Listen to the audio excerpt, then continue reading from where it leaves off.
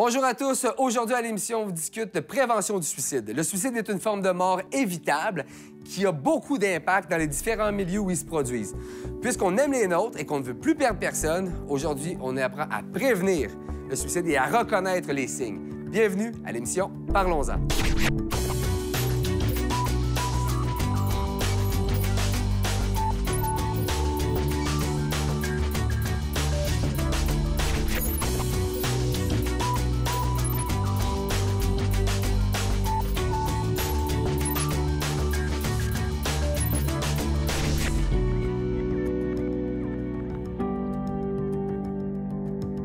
Bonjour à tous, bienvenue à l'émission Parlons-en. Nous sommes actuellement en semaine de prévention du suicide. Et mes invités sont très bien placés pour nous parler de prévention. J'ai avec moi Mme Linda Poirier, directrice générale du Centre de prévention du suicide de Québec, ainsi que M. Jérôme Gaudreault de l'Association québécoise de prévention du suicide. Merci. Merci d'avoir accepté l'invitation. Bienvenue. On va débuter peut-être par une brève présentation de vos organisations. Mme Poirier, on va commencer avec vous. Oui, bien sûr, avec plaisir. Le Centre de prévention du suicide de Québec existe depuis 40 ans déjà. On célèbre notre 40e anniversaire. C'est le premier centre de prévention du suicide au Canada. Et depuis une vingtaine d'années maintenant, je veux dire, on embauche des professionnels qui interviennent auprès des gens qui sont suicidaires, leurs proches, les personnes endeuillées, les gens qui sont dans le réseau de la santé, qui ont besoin de soutien face à leur clientèle. On offre aussi des formations très diversifiées et adaptées à l'ensemble de la population, que ce soit auprès des professionnels ou que ce soit auprès de la population qui veut devenir sentinelle ou encore... Sentinelle, on pourra en parler. C'est monsieur, madame, tout le monde qui a des yeux et des oreilles avec nous pour mieux prévenir le suicide. Et on a des kiosques de sensibilisation. On offre aussi des services aux personnes qui sont endeuillées en 1 à 1 ou encore en groupe. On se déplace dans les milieux où il y a des gens qui ont besoin de notre aide. Et on offre également des services de post-vention, c'est-à-dire qu'il y a des milieux qui peuvent avoir été affectés par le suicide d'un de leurs membres, du personnel ou encore quelqu'un qui fréquente un milieu jeunesse ou encore dans le milieu de la santé. Alors, on va se déplacer pour soutenir ces gens-là qui sont touchés par le suicide. Alors, c'est assez diversifié, je veux dire, comme... Ou qui craignent peut-être pour quelqu'un. Bref, vous êtes le centre en place pour répondre directement à la population qui a des inquiétudes. Tout à fait. Par rapport au suicide. Alors, les personnes suicidaires et leurs proches, on est là pour eux 24/7, directement, sans intermédiaire. Excellent. Ça fait plaisir. Et M. Gaudreault, l'Association québécoise de prévention du suicide. C'est ça, exactement. Donc, nous, en tant qu'association, on représente à la fois des organismes qui agissent, qui interviennent en prévention du suicide, comme les centres de prévention, mais également des entreprises, des organismes communautaires, des hôpitaux et des citoyens, qui soient endeuillés, chercheurs, cliniciens, des gens, dans le fond, qui souhaitent qu'au Québec, on change et qu'on agisse en matière de prévention du suicide. Donc, parmi nos mandats, d'abord, on va sensibiliser la population. Donc, on va informer la population par rapport aux ressources d'aide disponibles, aux signes à surveiller. On va également sensibiliser les élus. Donc, on va interpeller le gouvernement pour faire en sorte que des projets soient mis de l'avant pour faire une plus grande prévention du suicide. On offre aussi également des programmes de formation, donc qui s'adressent à la fois aux intervenants spécialisés en prévention du suicide, aux citoyens ou aux professionnels du réseau de la santé qui, en fonction du rôle qu'ils jouent, soient en mesure d'agir proprement, adéquatement auprès des personnes qui sont plus vulnérables. Donc, nous, on déploie les programmes de formation à la grandeur de la province et finalement, on veut mobiliser la population. Donc, faire en sorte que les citoyens, les organisations, les communautés agissent en matière de prévention du suicide, parce que la prévention du suicide, c'est vraiment l'affaire de tous. Et à ce titre, on organise, par exemple, la semaine de prévention du suicide pour la province. Excellent. Avec les représentations que vous faites, avec les mesures que vous mettez de l'avant, que vous déployez pour sensibiliser la population, des centres comme le vôtre, vous êtes nombreux au Québec. Pour débuter, j'aimerais qu'on présente un peu l'état de la situation actuellement au Québec. Comment on se situe par rapport au suicide? Alors, au Québec, il y a 3 personnes qui s'enlèvent la vie à tous les jours, donc ce qui équivaut à environ 1100 suicides par année. La situation, je vous dirais, est en stagnation depuis une dizaine d'années. Par contre, on a connu une bonne baisse au début des années 2000, mais depuis 2007 environ, là, on se situe autour de 2100 suicides. Par contre, le taux de suicide, lui, a tendance à baisser compte tenu de l'augmentation de la population. OK. Si on regarde plus en profondeur, bien, il y a 3 hommes qui s'enlèvent la vie pour chaque femme. Donc, 75 des suicides sont l'affaire des hommes, principalement âgés entre 35 et 55 ans. Et si on regarde du côté des jeunes, parce qu'on se questionne souvent par rapport à ça, je vous dirais par contre que les taux de suicide chez les jeunes, c'est la catégorie d'âge dans laquelle les taux sont les plus bas. Et même, je pourrais rajouter que depuis le tournant des années 2000, les taux ont baissé de moitié chez les jeunes. Pourquoi? Parce que les milieux scolaires se sont organisés, les médecins de famille sont plus aptes à dépister la détresse, il y a moins d'attentes aussi avant de réagir et offrir des traitements, du support à des jeunes. Donc, ce qui fait en sorte que les taux de suicide sont peut-être un peu plus bas chez les jeunes, ce qui est une particularité au Québec, parce que généralement, ailleurs dans le monde, les taux sont plus élevés. Complément d'information, je veux dire, par rapport aux médecins, maintenant, dans les programmes de formation des médecins, on est invité pour aller former les gens à la prévention du suicide et que les médecins puissent se sentir plus à l'aise d'aborder la question avec leurs patients. Alors, ça aussi, ça fait une différence lorsqu'on parle de ce qui bouge là, au Québec. J'aimerais rajouter qu'il y a 70 tentatives de suicide pour chaque suicide. Quand même. Hein? C'est énorme. Ça montre l'ampleur de la détresse, en fait, parce qu'effectivement, comme dit Linda, il y a au-delà de 80 tentatives, 70-80 tentatives de suicide par jour. Pour chaque personne qui s'enlève la vie, il y a environ une centaine de personnes qui pensent sérieusement au suicide. Donc, c'est pour ça que ça touche plusieurs dizaines et centaines de milliers de Québécois à chaque année. De là, l'importance d'en parler pour le prévenir. Puis de s'informer pour, en tant qu'individu, être capable, justement, d'être alerte et de détecter les différents signes. Et d'encourager la demande d'aide. Particulièrement chez les hommes, il y a des initiatives comme Et moi, comment ça va, allume.org, et d'autres qui vont venir sous peu. Alors, c'est sûr qu'on encourage tout le monde à consulter les sites allume.org ou Et moi, comment ça va pour faire la promotion de la demande d'aide pour l'ensemble de la population, mais particulièrement chez les hommes qui, effectivement, sont ceux qui s'enlèvent le plus la vie. Il y a un numéro, il y a une ligne d'intervention provinciale qui est le 1-866-APPEL. Oui. Ce sont principalement les centres de prévention du suicide qui en sont mandataires au Québec. Donc, on a des approches qui sont très, très similaires, ce qui fait qu'on soit à Québec ou qu'on soit à Montréal, on reçoit le même type d'intervention, le même type de service, le même type d'évaluation. Alors, on collabore de façon très, très proche ensemble. Et je consultais, en fait, des statistiques là, qui datent de 2014 qui présentaient, en fait, là, différents endroits dans le monde avec les taux de suicide. Le Québec arrivait quand même deuxième. En fait, si on compare le Québec par rapport aux pays de l'OCDE, parce que c'est les principales données là, qui nous sont accessibles, le Québec se situe quand même en milieu de peloton. Donc, on n'est pas les pires, mais il y a encore du travail à faire pour s'améliorer. Par contre, si on se compare au Canada, là, effectivement, le Québec est encore une des provinces qui a les taux les plus élevés. Donc, ça touche à chaque année des dizaines, même des centaines de milliers de Québécois, que ce soit en tant que personne qui est déjà vulnérable ou endeuillée. Donc, c'est pour ça que c'est important d'agir, de continuer à agir face au suicide. Puis une chose intéressante, je pense, qu'il est important de souligner puis de préciser par rapport au suicide, parce que la mort, on va tous conjuguer avec, hein, que ce soit par la maladie, un accident, ces choses-là. On va vivre à différents moments de notre vie des deuils parce qu'on perd quelqu'un. Est-ce que, selon vous, le deuil de perdre quelqu'un par suicide est plus complexe, plus difficile à faire? Les personnes endeuillées vont souvent nous dire qu'au mieux, ils apprennent à vivre avec. Un papa, une maman qui perd un enfant par suicide ne peut pas arriver à être serein, je veux dire, avec cette mort-là, comme il pourrait le devenir face à un autre type de décès. C'est une mort violente, un suicide. Alors, il y a des services, heureusement, et c'est important d'en parler pour les gens endeuillés parce que leur réalité, elle est très spécifique, elle est très particulière. Les gens vont demeurer avec plusieurs questionnements. Ils vivent de l'impuissance, ils vivent de la colère, ils vivent de la honte.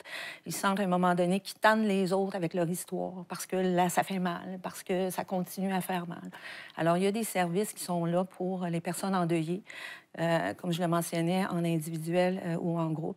C'est quand même une expertise qui a été développée autour du deuil par suicide. Les gens qui peuvent être endeuillés par suicide peuvent vivre une grande détresse également et peuvent elles-mêmes devenir suicidaires. Alors, de là, l'importance, je veux dire, qu'elles sachent, toutes ces personnes-là, que nous sommes là pour les aider. S'il n'y a pas eu un décès par suicide, ça peut être une situation suite à une tentative de suicide, où les gens vont se sentir, l'entourage va se sentir assez désarmé, va se sentir impuissant, ne saura pas comment aborder ça, qu'est-ce qu'on fait avec ça, puis qu'est-ce que je fais avec ma crainte que ça arrive à nouveau. Alors, là aussi, les centres de prévention du suicide sont là pour soutenir les milieux. La postvention, je le mentionnais brièvement, un milieu où quelqu'un un collègue de travail a fait une tentative de suicide. Cette personne-là revient au travail. Souvent, les milieux vont se demander mais comment on l'aborde? Est-ce qu'on en parle? Est-ce qu'on lui demande comment ça va? Est-ce qu'on tient ça mort? On attend qu'elle nous en parle. Alors, on est là aussi pour soutenir les milieux suite à une tentative de suicide. Et s'il y a eu un décès d'un collègue, c'est la même chose. Je veux dire, là, c'est tout le milieu de travail qui se demande est-ce que j'ai quelque chose que j'aurais pu faire? Est-ce qu'il y a quelque chose de pas correct? Est-ce que c'est de ma faute? Est-ce que... Alors, on est aussi là dans ce processus de deuil pour soutenir les milieux. Parce que c'est ça, le suicide, dans le fond, après coup, ça laisse toujours un paquet de questions en suspens. Là. Donc, les interventions que vous pouvez faire, c'est un peu comparable à ce qu'on voit dans les milieux scolaires quand on vit vraiment une catastrophe. Il y a une intervention qui se fait, il y a de l'encadrement pour que les autres élèves, mettons, puissent traverser cette épreuve-là. Bien là, vous pouvez le faire et dans les milieux privés, dans tous les milieux. Dans tous les milieux. Et puis, en prévention du suicide, ce qu'on sait, c'est qu'on ne travaille pas seul. Donc, c'est toujours une démarche concertée. Alors, oui, il va y avoir des intervenants jeunesse si on est dans un milieu jeunesse, des intervenants du réseau de la santé mentale si on est en santé mentale. Un milieu de travail, c'est les coordinations, je veux dire, qui vont être là. Alors, on travaille vraiment en concertation pour faire un filet de sécurité, je dirais, autour des milieux qui sont touchés par le suicide. On s'entend, je veux dire, c'est une mort, encore une fois, qui est violente. C'est pas une mort naturelle. Alors, il faut regarder avec les yeux de la prévention du suicide puis de l'intervention auprès des personnes suicidaires. Comment la population générale peut-elle être en renfort là-dedans? Comment est-ce qu'on peut être alerte? Vous avez fait référence tantôt au programme Les Sentinelles. Moi, personnellement, je pense qu'on a tous un rôle à jouer. Peu importe la place qu'on a dans la société, d'abord pour soi. Je pense que c'est important de se dire que pour moi, peu importe la situation que je pourrais traverser, ça va bien maintenant, mais je ne sais pas comment je vais me sentir dans un an, mais peu importe la situation dans laquelle je serai, le suicide ne sera jamais une option. Donc ça, c'est la première chose qu'on peut faire. Par la suite, c'est d'en parler aux gens dans notre entourage. Dire, écoute, sache que je suis là pour toi. Sache que s'il y a quelque chose qui ne va pas, je vais être en mesure de te soutenir si tu ne vas pas bien. Puis même d'aborder directement la question du suicide. Entre nous, là, on peut tous s'entendre que ça ne sera jamais quelque chose qu'on va considérer, qu'on va envisager, ou si on l'envisage, mais qu'on va s'en parler puis on va s'entraider. Donc, déjà là, c'est un premier rôle. Puis ensuite, on peut travailler dans notre communauté, tout dépendant dans les lieux dans lesquels on est impliqué. On peut solliciter, faire une activité dans notre milieu de travail pour sensibiliser les gens, dans notre école. Donc, il y a un paquet d'activités qu'on peut mettre en place pour renforcer le filet de sécurité et faire en sorte que les gens connaissent les ressources d'aide qui sont disponibles, accessibles dans tout temps. Donc, il y a beaucoup de choses qui sont possibles de faire. J'ai trouvé ça intéressant. Hein? Tantôt, on en a discuté, vous étiez unanime à savoir quand on craint pour quelqu'un, c'est pas d'utiliser des subterfuges pour essayer de voir s'il va bien ou même poser des questions avec des propos nuancés. L'exemple qu'on se donnait, c'est « As-tu des idées noires? » Bien, des idées noires, ça peut être « Je suis marabout ce matin ». C'est vraiment, quand on a des craintes pour quelqu'un, c'est de poser la question directement. Est-ce que tu penses au suicide? Vous êtes d'accord que c'est la meilleure façon d'approcher? Sans aucun doute. Et ce qui amène les gens à hésiter à poser la question, c'est qu'ils ont souvent peur de la réponse. Ouais. Qu'est-ce que je fais si la personne me dit oui, je pense au suicide? Les centres de prévention du suicide sont là, la ligne 1866, pour justement poser ces questions-là. Qu'est-ce que je fais avec ça? Le réseau Sentinelle permet la même chose. Mais le fait de poser la question, souvent, ce que ça fait, c'est que ça va aider la personne qui, effectivement, a des idées suicidaires à sentir qu'elle n'est pas seule, puis qu'il y a quelqu'un qui se rend compte qu'il y a quelque chose qui ne va pas, puis qui s'en soucie. Alors, encore une fois, ça ouvre une porte et ça tend la main à quelqu'un. Tu n'es pas tout seul, je suis avec toi. Une question claire mérite une réponse claire. Donc, je pense que ce qu'il faut retenir, dans le doute, on ne s'abstient pas. Donc, si on constate que la personne qu'on côtoie va pas bien, son comportement change, son attitude, vit des moments difficiles, d'approcher simplement la personne, de dire « Je constate ça, j'ai remarqué ça depuis quelque temps, ça m'inquiète, veux-tu m'en parler? » Puis faire rapidement arriver avec la question. On ne donnera pas l'idée à quelqu'un que tout à coup, le suicide, parce qu'on y en parle, pourrait être envisageable. Non, c'est ça. Et ça se peut que ça soit la première opportunité pour cette personne-là d'exprimer la détresse qu'elle vit. Peut-être qu'il n'y a personne autour d'elle qui est en mesure de la supporter. Donc, c'est pour ça que c'est important d'agir et d'intervenir auprès des personnes. C'est comme on dit tout à l'heure, puis vous l'avez dit aussi, là, ça ne sera jamais pris comme une insulte, en fait. Ce qu'on envoie comme message quand on pose la question, c'est « je me soucie pour toi, je m'inquiète, j'ai peur de te perdre ». Tout à fait. Puis là, on est en semaine de prévention du suicide actuellement. Faut aller de l'avant, il faut mettre des actions. On voit la petite épingle à linge que vous avez. C'est une initiative de la QPS, c'est sorti il y a quelques années déjà. Ça fait déjà quelques années. En collaboration, honnêtement, ça avait démarré dans le réseau des cégeps au Québec, qui est l'épingle était important pour moi, qui est un outil de sensibilisation très, très simple qui vise à faire circuler dans la population communauté. On donne ça à quelqu'un qui nous est cher, puis ça te donne la permission de m'interpeller si jamais tu vas pas bien. Sache que je suis là pour toi. Et puis après ça, on invite les gens à faire circuler. On en a distribué près de 300 000 au Québec là, depuis 6 ans. Okay. Donc, c'est un outil qui nous aide beaucoup à sensibiliser la population. Excellent.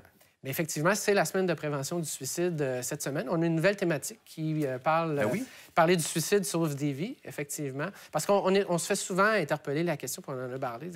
Je voudrais faire quelque chose, je voudrais agir, je suis sensibilisé par rapport au suicide, mais comment est-ce que je peux aborder la question? Ou je m'inquiète par rapport à un proche, ou même moi-même, je vis des choses qui sont difficiles, je ne sais pas trop comment en parler. Donc, c'est pour ça qu'on a créé le site commentparlerdusuicide.com qui s'adresse à la population puis qui leur donne des moyens qui leur propose des moyens très, très concrets comment aborder la question du suicide autour de nous. C'est peut-être une première porte, en fait. Et si je ne trouve pas toutes les informations sur le site Internet, bien, c'est là que je me tourne peut-être vers vous pour aller chercher le complément d'informations dont j'ai besoin. Puis je vais peut-être rebondir un peu sur ce qui a été dit tout à l'heure là, par rapport au 1-866-APPEL.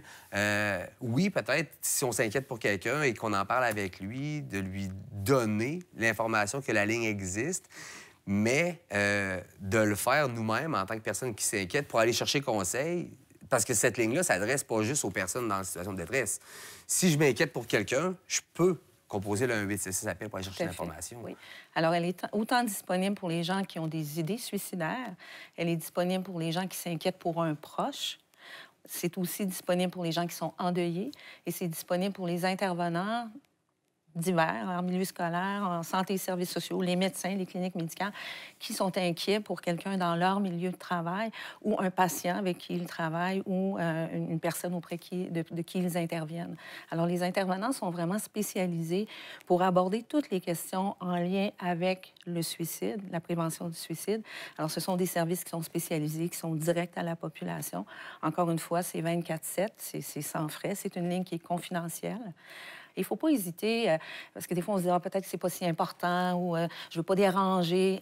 On appelle. C'est mieux de se rassurer puis de se faire confirmer que non, il n'y a pas de problème ou voici ce qu'on vous suggère, plutôt que de rester avec une interrogation puis peut-être un jour vivre un regret. Les j'aurais donc dû en prévention du suicide, on n'en veut pas.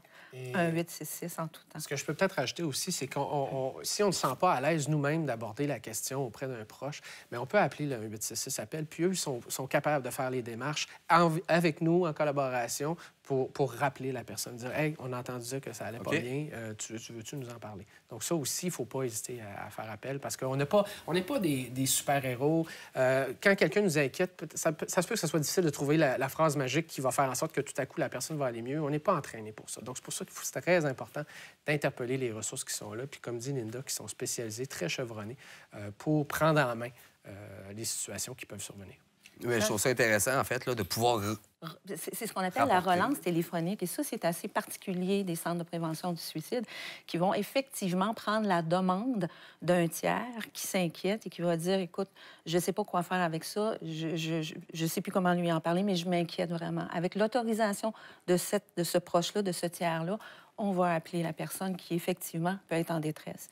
Puis à ce moment-là, bien, je veux dire, ça va nous permettre de faire une estimation, une évaluation et d'élaborer un plan d'action, un plan d'intervention qui va vraiment être en lien avec les besoins de cette personne-là. Donc, on travaille, encore une fois, on n'est jamais seul. On travaille toujours en collaboration, on va supporter les proches, on va faire le bout qu'on a à faire comme centre de prévention du suicide. On va travailler avec d'autres organismes, évidemment, dans le réseau communautaire, privé ou public. On est tous responsables. Je rejoins Jérôme là-dessus. C'est une question citoyenne, c'est une question de population. Oui, on est la première ligne, on est la prévention du suicide vers qui on se dirige en premier, mais nous, on travaille avec tout le monde. Et on espère, je veux dire, que le réflexe inverse va continuer à grandir. Puis quand on s'inquiète puis qu'on utilise la ligne, si on s'apercevait que, par exemple, la personne pour qui on avait des craintes ne pense pas au suicide du tout, mais elle a quand même des problèmes, bien, vous avez un réseau qui est solide. Alors, vous allez pouvoir référer cette personne-là à d'autres ressources. Si c'est pas le 1-866 ou pour le centre de prévention, bien, il y a d'autres ressources qui sont là puis qui vont pouvoir accompagner cette personne-là puis l'aider à aller communautaire, privé, public. C'est vraiment une collaboration qui existe. Il y a des ententes qui sont déjà établies depuis longtemps, comme je le dis, avec des cliniques médicales, avec des hôpitaux, avec les C3 3S, milieu communautaire. Alors, les partenariats datent d'il y a bien longtemps et je crois qu'ils sont très solides, ces partenariats-là. Quelqu'un qui fait une tentative de suicide ou qui a des idéations suicidaires qui se retrouve à l'hôpital, au moment d'être libéré, il y a une référence par l'hôpital qui se fait au Centre de prévention du suicide. On va assurer un filet de sécurité dans les 24-72 heures selon le besoin de la personne. Alors, les gens suicidaires ne sont pas seuls. En autant, je veux dire, qu'on puisse les rejoindre, évidemment, ou qu'ils nous rejoignent, mais de part et d'autre, je veux dire, on s'entend qu'on veut être là. Puis là, on parle beaucoup, en fait, d'intervention directe de personne à personne. Vous avez fait un plaidoyer récemment comme de quoi on doit déployer plus d'actions pour tout ce qui est en ligne. Oui, bien, en fait, on doit agir par tous les moyens pour faire la prévention du suicide. Et un moyen qui nous rend très optimistes, en fait, lequel on voit beaucoup d'opportunités, c'est vraiment toute l'utilisation des nouvelles technologies pour faire la prévention du suicide. On le sait, nos habitudes de consommation, nos habitudes de socialisation ont beaucoup changé avec l'arrivée des réseaux sociaux et Internet. Mais c'est la même chose pour ce qui est de la prévention du suicide. Les gens vont utiliser Internet pour exprimer leur détresse, pour aller chercher de l'information sur la prévention du suicide. Et souvent, ce qu'on constate, c'est que les gens qui vont exprimer leur détresse en ligne, souvent vont avoir des profils qui sont différents de ceux qui vont appeler sur les lignes téléphoniques, qui vont faire appel aux intervenants. Donc, c'est pour ça qu'on doit utiliser ces moyens-là qui sont à notre disposition pour les rejoindre, pour repérer cette détresse-là et leur offrir des services qui sont appropriés. Et un des services qui est en développement actuellement, c'est toute la question texto, chat, pour apporter une aide directe. Donc, jouer un peu le rôle de la ligne téléphonique, différemment un peu, mais pour rejoindre davantage de gens qui ont besoin de cette aide-là. Ça demeure des sujets sensibles. Là. Quand on est rendu à se confier parce qu'on a peut-être des idées suicidaires, c'est qu'on vit un réel malaise, puis c'est pas toujours évident. Donc, de dépersonnaliser via un texto ou via une plateforme en ligne, c'est plus simple. D'autant plus que plusieurs s'expriment là. C'est ça. Puis pour certains, c'est plus facile. Puis on se rend compte aussi avec les générations différentes, les plus jeunes, par exemple, maintenant, ils n'utilisent plus le téléphone. Ils se parlent plus par le téléphone.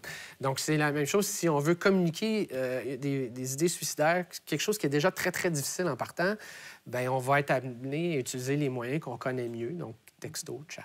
C'est avec lesquels on est plus à l'aise parce qu'on a l'impression qu'on le fait pas directement. Puis si on regarde les autres pays qui offrent déjà ce type de service-là, on constate que ce sont les générations plus jeunes qui vont utiliser davantage ces moyens-là.